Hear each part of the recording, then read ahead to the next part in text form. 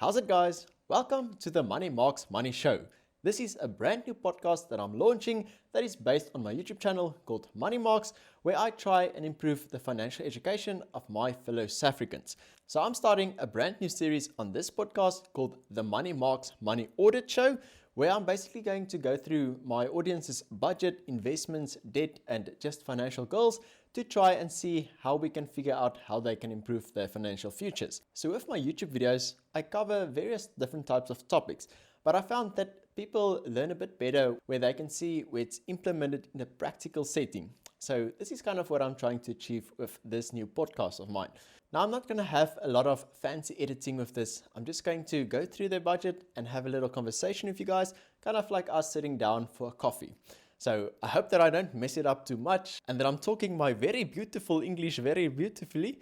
And so if I have a bit of a ums and a ahs, just excuse me for that, but I'm going to try my best. This is quite a challenge because with most of my YouTube videos, I script everything, but this is just going to be me talking off the bat. All right, so with the first episode, there is quite a lot to unpack, especially for young professionals. So I hope that you find value in this and let me know down in comments if you guys have any questions. All right, so it's a 28-year-old male from Vereniging in Gauteng.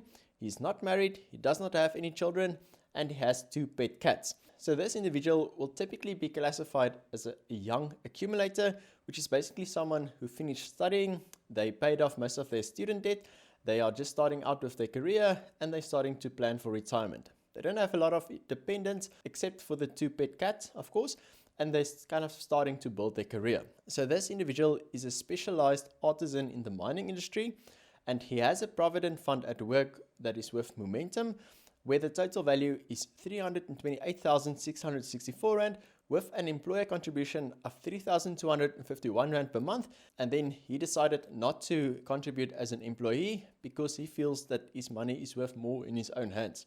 All right, so I think let's quickly discuss workplace retirement plans like pension and provident funds. A pension and a provident fund is essentially the same thing. There are minor differences on how a provident fund gets cashed out back in the day, which I'm not going to discuss here today. We're just going to assume that they are treated as the same way. So the reason why they exist is, back in the day in the agricultural setting, you'll have the farmer and the workers on the farm. You will usually provide housing for them. They will stay in the houses. And then when they get older and they're not able to work anymore, they kind of retire and stay in the house that the farmer provided. But now, as the world became more industrialized, the farmers didn't really have any more space for these workers. So they essentially came up with the plan to have this retirement plan set up where the farmer and the employee will contribute so that the employee essentially at the end of their career will have some pension that they can use to retire from. And it has kind of evolved over time where most employers in today's day and age offers these employee benefits. And usually if they have a retirement plan and you become an employee, you are obliged to join them. And sometimes they will have a contribution and then you will also have a contribution towards your retirement plan, which is the case over here. Now, there are some pros and cons with these workplace retirement funds. The obvious pro is that you do know that you have some sort of retirement plan in place where the employer will contribute, so you know that you have at least something when you retire. The retirement statistics in South Africa is quite shocking. I think only about 6% of the retirees are able to retire with the same standard of living as they had before. So that is quite a big problem. And if people are not able to provide for their retirement during their working years, they essentially end up begging the government for money, which is putting a strain on an already flawed system. So this ensures that at least you have something for retirement. And then another benefit from these retirement plans is they usually also include other employee benefits, such as risk cover, like disability and critical illness cover, which also helps that you are covered in the event that you are not able to work anymore. Now, there are also a couple of cons of these retirement plans. They are quite restricted in terms of you don't really get a choice how you want your money to be invested. They usually pull all of the employees' money together and then they give it to a company that will invest on their behalf. And in the past, these retirement plans had quite high fees, which together with inflation ate into the returns of most retirees. Then you'll kind of end up after 30 years of working and contributing towards a plan, and you basically have nothing to show for it. So I agree in a sense with this individual that he believes his money is better in his own hands, investing it himself, It just gives him a bit more flexibility in terms of where he can invest it, and it's not restricted. But overall, I believe that if you are confident in your ability to invest yourself, then go ahead. If not, then at least contribute towards your retirement plan with your employer so that you know you have something available at retirement. It will likely not be enough, but at least it's something to start off with, and to usually also get a couple of other fringe benefits as well. Not friends benefits. Friends benefits is something else, and I'm pretty sure that's illegal with an employer. So this is fringe benefits. Just make sure about that one. Okay, so this guy earns a monthly gross salary of 37,000. That equates to about a net monthly salary of 27,000. And he mentioned that it fluctuates between 23 and 35,000 Rand, depending on overtime, commission, and bonuses. He has a side hustle income of 2,000 Rand. That's from a rental property that he bought with his brothers, which gives him a total net monthly income of just under 30,000 Rand. Now, just something that I want to mention here. It seems like his income fluctuates a lot, and he also has side hustle income. Now, with your employer, if you pay as you earn taxes, where they will deduct the tax from your salary every single month, they usually base that salary bracket on the money that you earn that specific month. So South Africa has a progressive tax system, which means that the more you earn, the higher tax bracket you will fall into. So if you earn 50,000 Rand in the one month, you'll get taxed a lot higher than 20,000 in the next. And also, if you earn side hustle income, that doesn't necessarily get included in your salary. So you don't pay tax on that immediately. But what can happen at the end of the year when you need to file your tax return, SARS may say, listen, but you earned 100,000 Rand from side hustles and you didn't pay any taxes.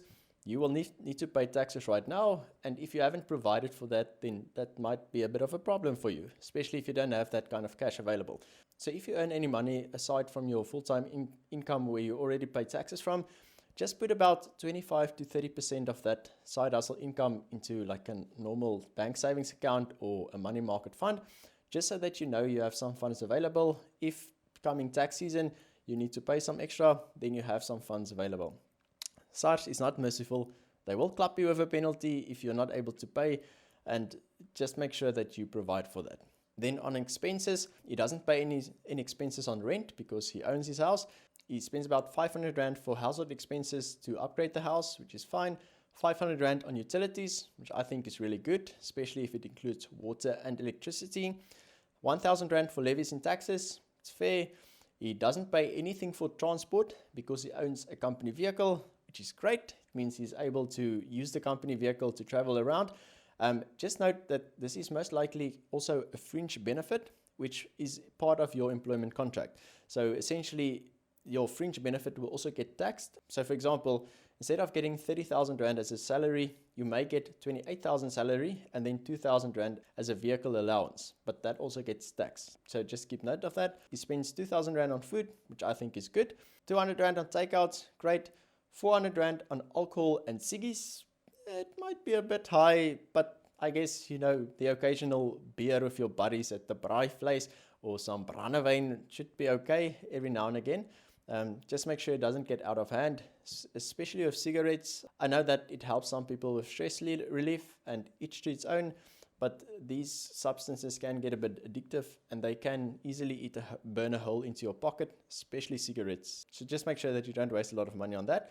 Then on medical and healthcare, he pays about 2,200 Rand for his medical aid, which is also part of his employment contract. So again, employers may offer these benefits for the employees, especially medical aid, where they will basically pay your premium, but then deduct that from your salary. It's just another benefit that they provide, and it makes sure that you have some sort of medical cover in place. Now, if you don't have any medical aid with your employer, you can also take it out in your personal capacity. There are different options available. You get the most comprehensive option, that is medical aid, which will basically pay for everything depending on your plan. But then you also get a cheaper option called a hospital plan. Full medical aid cover can get quite expensive. If you get the most comprehensive plan, that can easily put you back 10,000 Rand a month. Now, while that might cover most of your GP visits and your pille and brille and all of the little nitty-gritty stuff, it's quite expensive, especially for most of us. So if you are still young and you don't have any dependents and you believe you are fit and healthy, A hospital plan should be fine, which basically will cover you in the event that you need to be hospitalized, in case you get sick, or in case you get into an accident. I think the Corolla Khoga taught us a lot, especially for myself. I thought I was young and healthy and nothing will happen. And then you get a virus like that, and that can put you into ICU. And if you spend a couple of days in ICU, it gets bloody expensive. So having at least the basic hospital plan in place will help you a lot in the long run. And then just something to take note as well, when you go for surgery, the surgeon will usually charge 100% because that's what it costs, but they are legally allowed to charge up to like 400 or 500%. So say, for example, your surgery would have cost 100,000 Rand, they can actually charge you up until 500,000 Rand. I don't think that's ethically or morally correct, but they can do that. So you also get another product called gap cover that essentially covers the gap between the 100 and the 500K, which can also save your financial life. So if you don't go for the full-blown medical aid, at the very least, get a hospital plan and some gap cover. Gap cover is not that expensive. It's usually about 400 Rand for a family. And that's something that I personally have, a hospital plan and gap cover. All right, so next up is insurance, where he pays 223 Rand on a building insurance on his house. Now, I personally think on this individual, his risk cover is way too low. It's good to have insurance on his house, and I'm sure if his company car, he also has insurance on that. There are a couple of other things that he needs to take into consideration. Yes, he's 28-year-old male, but he's working in the mining industry. I'm not sure what his day-to-day work looks like, but I can assume it's quite risky. So if you're still young, or for that matter, any age, your biggest asset is your ability to earn an income. And if something should have happened that causes you to become disabled, either physically or mentally, and you're not able to return to work, you are not earning an income. And if you don't have enough savings, then that could be detrimental. Either you're going to have to live off of grants, or you're going to have to ask your family to support you. So income protection is a type of risk cover that you can take out that will basically cover you in the event that you cannot work. For example, you get sick and you're off for like 2 months, then income protection will pay out for that period. So if you are covered for 30,000 Rand a month, then it will essentially cover you for 1,000 Rand per day that you are not working. It is a grudge purchase, but at least it's something that you know is in place in case you're not able to work. Then another thing that I would consider in this case is also something like disability cover. So how that works is it basically pays out a lump sum in the case that you get disabled. So for example, if you lose a leg or you become paralyzed, this will pay out a lump sum that will help you just adapt to your circumstances. So maybe you need to get a wheelchair, maybe you need to adapt your house a little bit to make it a bit more convenient for you. So in this case, I would strongly consider income protection and disability cover. You also get life cover and critical illness cover. Life cover, I would recommend if you have dependents, such as a wife or maybe children or maybe even your parents that are dependent on you, or if you have a lot of debt and you need to settle it. He does have a home loan, which we'll get into in a while. So some life cover would also be beneficial, but probably not as important as the first two. Oh, and then another important one that people often miss is pet insurance. I'm a veterinarian. I know how expensive medical care for pets can become. It has become more expensive over the years, and your general visits aren't too bad, but if a cat or a dog needs to be hospitalized for a couple of days on intensive treatment, or they need to go for specialist surgery like a back injury or an eye surgery, this can set you back 5,000, 10,000, 30,000, 40,000 Rand. And not many of us have that much in our emergency funds. So taking out pet insurance is becoming more and more important in today's day and age. And you don't really get medical aid for pets. You get pet insurance. So it's mostly like short-term insurance where it will cover the pets. You get your basic plans. It's like a hospital or accidental cover plan where, for example, you hit your dog and he broke his leg. It's an accident. It will cover in that case. And you also get your more comprehensive insurance that will cover most general checkups, vaccinations, preventative care, all of that. So you'll have to see which one fits your budget and also what is best for your pet. There are a couple of pet insurance companies in South Africa. In my experience as a veterinarian, I believe that Dotcher and Medipet is the best options on the market. So I would probably start looking at those two. But also, it's a great purchase, but you really don't want to be in a situation where your pet is ill and you can help him, but it's costing too much money that you can afford, and you have to make the very difficult decision to put them down where you could have helped them. Trust me, I've been through that situation multiple times over, and it's devastating. So get the insurance. It's not that much. It's maybe 200, 300 Rand a month, and it will at least cover your pet in the case of emergencies. All right, on holiday and recreational, he pays 500, which is great. On cell phone, he only pays 250 Rand. Again, he has a company phone, which is a fringe benefit, so he only pays for airtime, which is great. Internet, 250, banking costs, 229, gifts, 450. That's great. I believe it's important to also give away, either to your church or to someone in need. It just kind of takes away the grip that money sometimes have on us, and it makes life a bit more fulfilling if you are able to give some money away. So depending on what your financial situation is and how much you can give, I personally experienced that does liberate me from the grip of money. So it's something that I would also encourage you to do. And then a couple of other expenses like 200 Rand for car wash, 340 Rand for home security, 650 Rand for garden services, 300 Rand for a maid, and a 1,000 Rand buffer in case of an unexpected expense.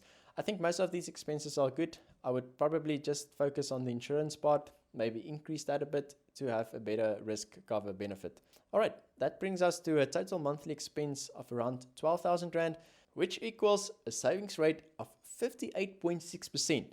That is excellent. If you are able to save more than half of your income, you are doing an excellent job, because all of that money is going towards savings and paying off debt, and in his case, an asset like a house. So he's doing very well. I think he's cutting down on the important stuff. So gou 'n stickertjie vir daai een. Right, then moving on to the debt part. He does have a home loan with FNB with about 625,000 Rand outstanding. The term left is about 227 months, which is just under 19 years. He has a monthly payment of 6,608 Rand with an interest rate of 9.2%. Well, that is actually very good. If we look at the current prime interest rate of 11.25%, it means his home loan is at prime minus 2%, which is really good. Now, I asked him kind of how this happened. Maybe during COVID times when the interest rates were low, he kind of he had a fixed rate, or perhaps he just has a good credit score. And he basically said that he paid a 100,000 Rand deposit. He paid all of the transfer and the registration fees up front. And he started the home loan about 2 years ago when the interest rate was actually 6.1%. So that basically means he has an excellent credit score, which does save you hundreds and thousands of rands over the long run. I've made multiple videos on credit scores in the past, so please go and watch that if you ever want to take out a loan. It will save you a lot of money, and I think that rate that he's paying currently is excellent. And he also doesn't have any other debt, so he already has another rental property that he paid off with his brothers, and this home loan is basically the primary residence that he's staying in, so he's doing well. Alrighty, now we're getting to the exciting part of his investments. So starting off with his short-term investments, he has 10,000 Rand in his FNB savings account, which counts as his emergency fund. And then, of course, he also has his access bond with FNB. That's part of his home loan. Now, usually the recommendation for someone his age, the young accumulator with no dependents and early in their career, is usually that the emergency fund should be 3 times the monthly expenses. So in his case, his monthly expenses is around 12,000 Rand. So an emergency fund of 36,000 would be sufficient. Now, he mentioned that he does have the 10,000 in his FNB savings account, and he feels okay about that because he'll be able to access more money from his bond account if need be, and he doesn't have any other debt. Now, while that is true, just be careful with access bonds. It is money that is supposed to be available, but your bank is not obliged to give you that money. If, say for example, you lose your job and your bank gets suspicious and they want to do another review and they find that you are not earning a salary anymore, they can basically decide to retract that bond, and then you don't have that money available anymore. So it is a bit more risky. The chances of that happening is very low, just something to take note of. But I would personally just bump up that emergency fund to 30,000 Rand in cash. You can split it up halfway in a FNB savings account and then the other half into like a money market from 10X or Signia. A money market fund is a unit trust that earns a bit more interest than a normal savings account, and it is very safe. You will unlikely lose any capital. Just to have that buffer available, especially if something big should happen. I know 10,000 Rand is quite a lot to cover most emergencies, but you know, with a car or maybe his pet gets sick and they need a very expensive surgery, it's just nice to have that extra level of protection. Now, if you are married and you have children and maybe you have a business, then it's beneficial to bump up that emergency fund to at least 6 months and sometimes even to a year, depending on what your risk tolerance is. I personally have a 6-month emergency fund that is split between my FNB savings account and a money market fund. And then I also used to have some with Time Bank, but they don't really give a good interest rate anymore. So just splitting it between a bank savings account and a money market fund should be fine. But yeah, it depends on your circumstances and how many people are dependent on you. And something I just want to mention again, he does earn side hustle income that he likely doesn't pay taxes up front. So always remember to put about 20, 25, even 30% of that income just in a money market fund so that you have that money available come tax season and SARS comes knocking at your door. Alrighty. So moving on to his long-term investments, let's start off with his tax-free savings account. That's with Easy Equities. He has about 65,000 Rand in his tax-free savings account, and they are invested in the following ETFs: the Cautious Total World, the Satrix Top 40, the Satrix Divi Plus, the Satrix MSCI Emerging Markets, the Satrix MSCI World, the Satrix Nasdaq 100, the Satrix Property, the Satrix S&P 500, and the Satrix Global Property ETFs. Now, something that I haven't really mentioned on my channel before is I think we all understand that diversification is very important. Diversification basically just means spreading your money across different asset classes as well as within different asset classes. It just kind of spreads out your risk and makes your overall return a bit safer and steadier. Now, you do also get something called over diversification. So that's where you spread it too much.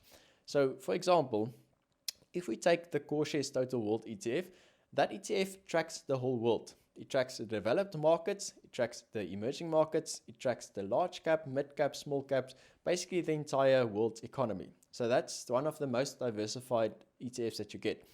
But now he also has the Satrix MSCI Emerging Markets ETF that tracks the emerging markets like South Africa, Asia, South America, those guys. He also has the Satrix MSCI World, which tracks the developed markets like Europe, North America, Australia, and all of those. He has the Satrix Nasdaq 100, which tracks the top 100 companies in the US, and also the Satrix S&P 500 that tracks the top 500 companies in the US. I don't know if you notice, but he's kind of having different ETFs that tracks kind of the same places. So essentially what this means is he is over diversified. It's not necessarily a problem, but if you go a bit deeper and you look at the concentrations of each region within each ETF, you'll probably find that he's much heavier weighted in the US economy because all of these ETFs, except for the emerging markets ETF, is invested for the majority of the part in the US economy. And while the US economy is strong, it might not be strong forever, and you might miss out on some other emerging markets ETFs. So it depends on your investment strategy. Maybe you like to experience with different types of ETFs to see who will get the best return. He's already doing an excellent job. He's maxing out his tax-free savings account every month, and he's investing a lot of his income. So he's doing a great job. So the only little critique I can have is if he wants to trim down his portfolio a bit and make it a bit more simplified, then you might as well just buy the Cautious Total World that tracks the whole world's economy, and you don't have to really invest in the rest of them, except if you are a bit more bullish on certain markets like the S&P 500, if you like the American market, or perhaps the emerging markets. It just depends on how you feel about it. But if you want to keep it simple, just buy one ETF that tracks the whole world's economy and you should be fine. The other ETFs that he has, the Satrix Top 40 and the Satrix Divi Plus. The Divi Plus is basically tracking the top 30 performing dividend paying companies in South Africa. Now, dividends do well in the tax-free savings account. Tax-free savings account, you save taxes on your interest, your dividends, and your capital gains. And with dividends, it does accumulate over time. So I think it's fine. But most companies in the top 40 is also in the Divi Plus ETF. So again, you might just be a bit over diversified. And then Satrix Property and Signia Global Property, that's great. He has exposure to both the South African and the offshore property market. Property also does well in the tax-free savings account. And if you don't understand why, then I did make a video that explains all of that you guys can go check out. In his Easy Equities US dollar account, he has about 10,600 US dollars, which is about 205,000 Rand. That's flipping well done. Now, what's interesting with this portfolio, 89% of his US portfolio is invested in one stock, Tesla, whom Elon will be proud. So, I mean, it depends on how bullish you are on the stock. It's quite concentrated on one stock. And I think in the grand scheme of things, the weighting of his Tesla shares, which is close to 200,000 Rand, it gets diluted by his other investments. But yeah, it is a bit risky to focus so much of your offshore portfolio on one stock. But again, it depends on how bullish you are on the future of that company. You also have a bunch of other ETFs. The Vanguard US Total Stock, the Vanguard Information Technology, the Vanguard S&P 500, Vanguard S&P 500 Growth, Vanguard Total World Stock, and Vanguard International Stock. Kind of the same thing as his Easy Equities tax-free savings account. He has multiple ETFs, basically tracking the same thing, the US economy, and then a couple other ones that are diversified. So again, I would personally just trim it down and invest in the whole world. Except if you are more bullish on the US economy, then something like the Vanguard S&P 500 should be fine. But you don't really need all of these other smaller ETFs because they essentially will track the same thing. Then he also has an account with Easy Properties, about 14,000 Rand, that's invested in 5 different properties. Now, Easy Properties, I'm still figuring out. I'm not sure if it really is that great of a platform. I've heard many complaints about people saying that your money gets locked up for too long and you don't really get the return that they say you do. So I think it's something to experiment with. It's definitely going to be a long-term investment because it's not as liquid. You can't just sell your property and get the money back like you would sell a property ETF. So if you like the flexibility more, then just buy a property ETF. But I'm still giving it some time to see. Maybe in the future it will deliver better returns. So far, I'm not really impressed with the platform, but hey, we'll see. And then in his Easy Equities ZAR account, he has 15,000 Rand invested in the EC10 token, which is kind of like a crypto unit trust that tracks the performance of the top 10 crypto coins. Then he also has some more crypto exposure in Exodus, which is a software wallet, about 43,000 Rand split between Bitcoin and Ethereum mainly, and then a little bit of Ripple, Litecoin, Bitcoin Cash. He has 7,400 Rand in altcoin, invested in some small cap coins, and then 6,900 Rand with RevX in the top 10 bundle, smart contracts, and payment bundle. So I think his crypto exposure is quite well diversified. The majority of his money is invested in large cap crypto coins like Bitcoin and Ethereum, with the rest split into diversified portfolios like the top 10 bundle and the smart contracts and the payment bundle. So yeah, I'd say his crypto exposure is good. He also has a bit of a higher risk, higher return exposure to small cap coins that might go to the moon or just collapse. But yeah, I think overall his crypto portfolio looks good. And then obviously he also has his property investments. He has a rental property in Pretoria worth about 230,000 Rand. He mentioned he bought it with his brothers, so I assume that's his share of the house. And then he also has his home loan where he paid 177,000 Rand extra into the home loan. Now that's great because he's currently paying 9.2% on his home loan, which is a good interest rate in the grand scheme of things, given the very high interest rates we're currently experiencing. But this kind of brings us to the debate of should I pay off my debt first or invest? It's quite difficult to get 9.2% consistently in the markets, even with shares. It depends. Some years it can go up to 30%, some years it can drop by 20%. So yeah, I'd say splitting it into the home loan and your investments in this case should be fine.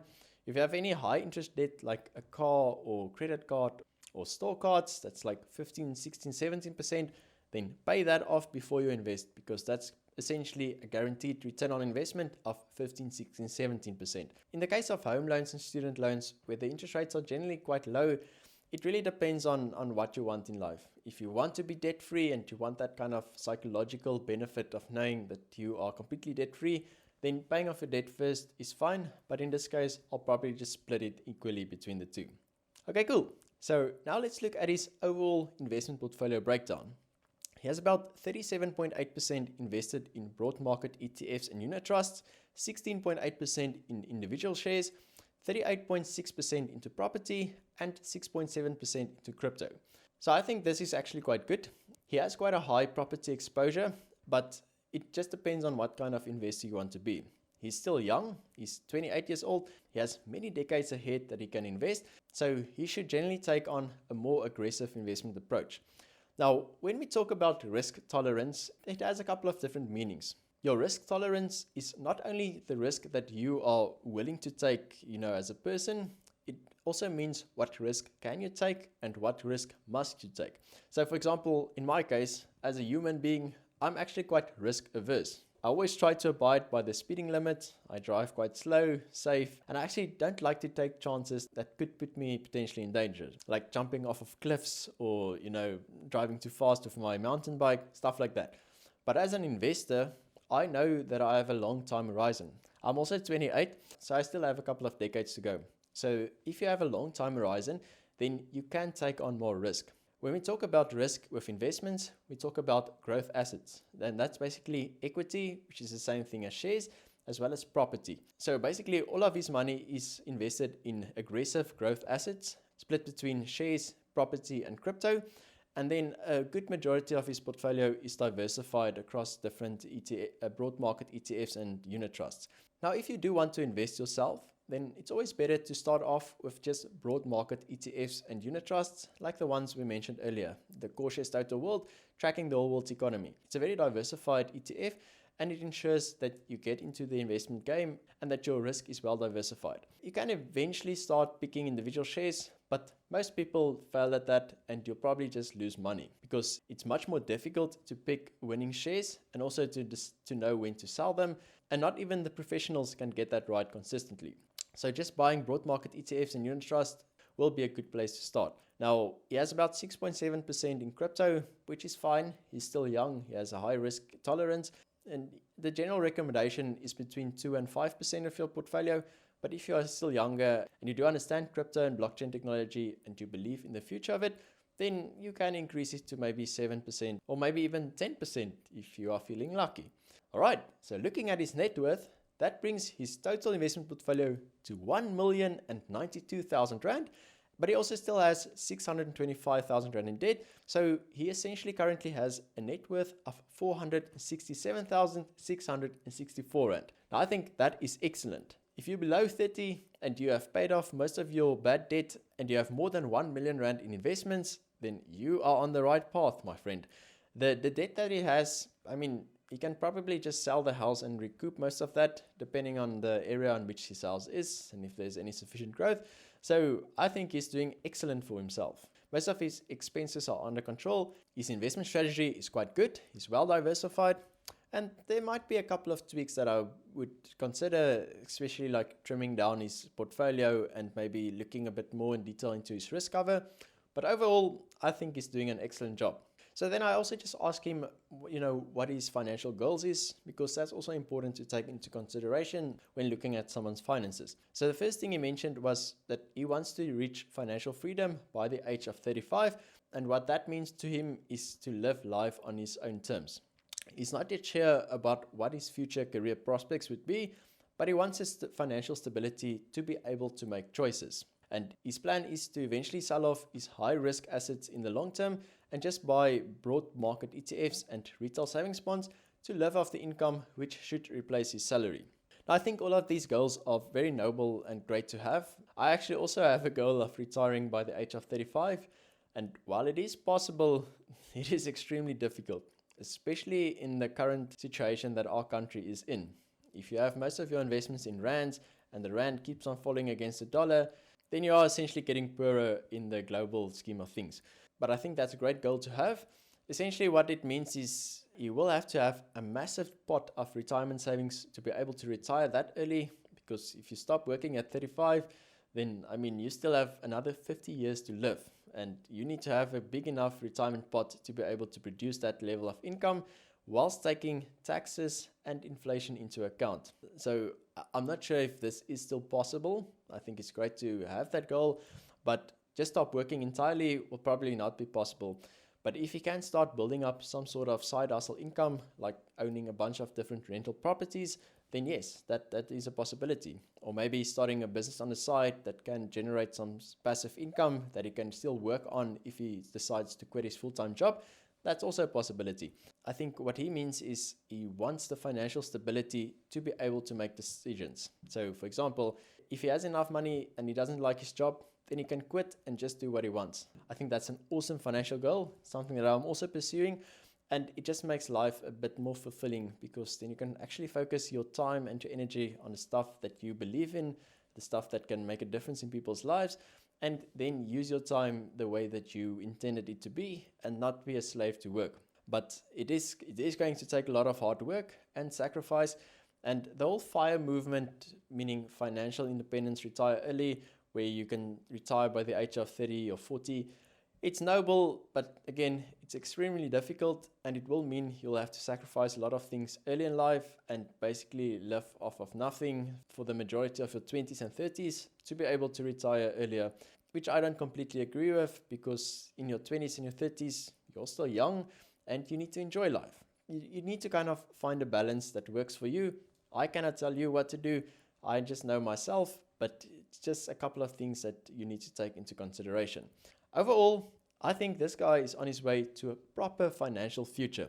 He has a deep level of understanding of investments and is able to live far below his means. He's investing the difference and he has good long-term financial goals.